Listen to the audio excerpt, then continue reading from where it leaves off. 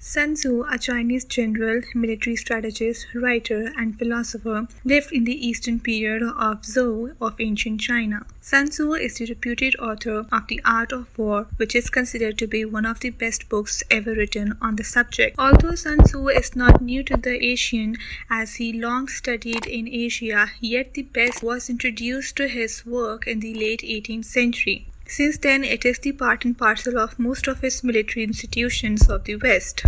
Little is known about his early life. He was born in an aristocratic family of ancient China. He had a strong interest in warfare and became a mercenary. Sun Tzu soon gained a reputation as a brilliant reader. When the king of Wu heard the fame of the military brilliance of Sun Tzu, he invited him and as a test asked him to train his concubines as soldiers. Sun Tzu immediately started the training. He divided the women in two groups, assigning a woman as the leader of each group. He then gave them a command that instead of executing the command, the two leaders just giggled. He repeated the command, but again the women just giggled. He had the women executed and replaced them with a new leader.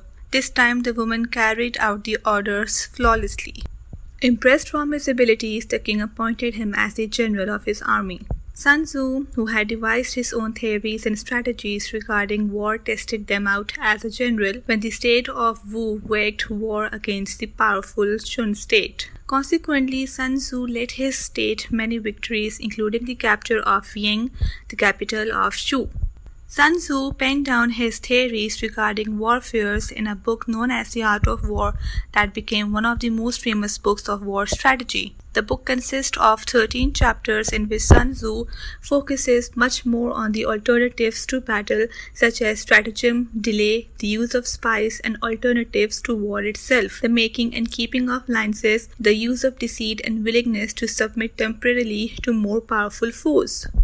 Moreover, Sun Tzu believes that victory and defeat are fundamentally psychological states. He thus sees war not so much as a matter of destroying the enemy materially, but of unsettling the enemy psychologically. His goal is to force the enemy from the condition of harmony in which they can resist towards the chaos which is equivalent to defeat. Many quotes of the art of war are very famous. To know your enemy, you must become your enemy. The supreme art of war is to subdue the enemy without fighting. He will win who knows when to fight and when not to fight. A clever fighter is one who not only wins but excels in winning with ease. All warfare is based on deception. Sun Tzu's work has been placed and employed in East Asian warfare since its composition during the 20th century. The art of war grew in popularity and so practical in Western society. The name Sun Tzu, by which he is best known in the Western world, is in honorific, which means Master Sun.